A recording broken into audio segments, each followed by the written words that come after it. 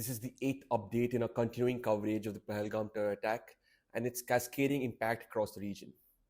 Today, we unravel the story of contrasts where terror tunnels meet technological surveillance, where diplomacy meets duplicity, and where Kashmir's silent strength stands taller than propaganda. The attackers may have worn masks, but the handlers didn't. We now know the truth. The Resistance Front, or TRF, Pakistan's proxy, was behind the massacre. A group that was once disowned by Islamabad is now defended by it at the UN, from blocking references to TRF to erasing Jammu and Kashmir from official statements.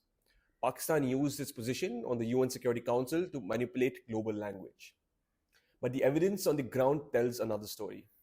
One of the sleeper cells, Chinese satellite navigation tech, and encrypted infiltration paths. The world may hesitate to name the aggressor, but India cannot afford that luxury. What Hamas did to Israel, Pakistan is doing to India. Tunnels, deep, fortified, oxygen-equipped, have been uncovered along the Jammu border. These are not spontaneous constructions. They are military engineered, many bearing sandbags marked "Made in Karachi."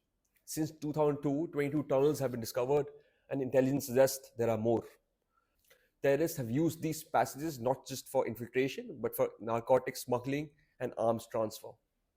India is responding using drone swarms, ground-penetrating radar, seismic sensors, and artificial intelligence to monitor every inch. This is not just a tactical fight, it's a technological one. You may ask why now? Why this attack? Because Kashmiri was turning a corner since 2019. Terror incidents have dropped by over 80%, tourism surged, business registrations crossed 8,000. Elections saw over 64% voter turnout, almost matching the national average.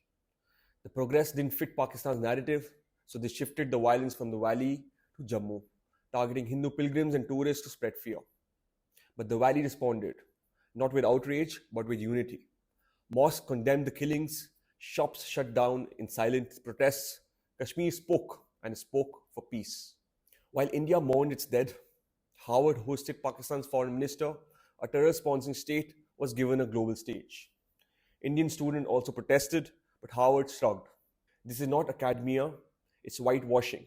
Just as the UN looked away, so did one of the world's most reputed universities. This is the second front India must fight, the information war. From BBC's language to Reuters' framing, the media narrative often betrays biases. And Pakistan knows this well. Its defense minister gave interviews to Sky News and Reuters, spreading panic, preemptively crying victim. India must learn this game and play it better. But Pakistan isn't just isolated in press statements. It's losing the neighborhood. In Nepal, protesters burned posters of Pakistan Army Chief. The Taliban condemned the attack. Even Saudi Arabia, once Islamabad's patron, stood with India.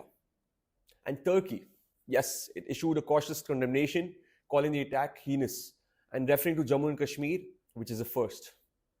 These are subtle shifts, but they matter because diplomacy is a game of symbols before it is a one of statement. This isn't just about a valley or a border.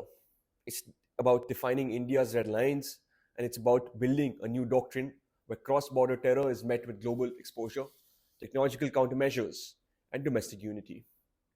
We are watching India prepare not for retaliation alone, but for long-term recalibration of how it handles proxy wars, narrative battles, and regional deterrence. This isn't just a strategy, it's sovereignty. India does not need to shout, but it needs to act, and it is. But it also needs you to stay informed, to question narratives, to support the truth when it's buried beneath diplomatic debris. If this video helped bring clarity, share it, subscribe to DOAP Publisher for more grounded geostrategic insights. This is not just India's story, it's a collective moment to stand by it. This is DOAP Publisher. Jai Hind.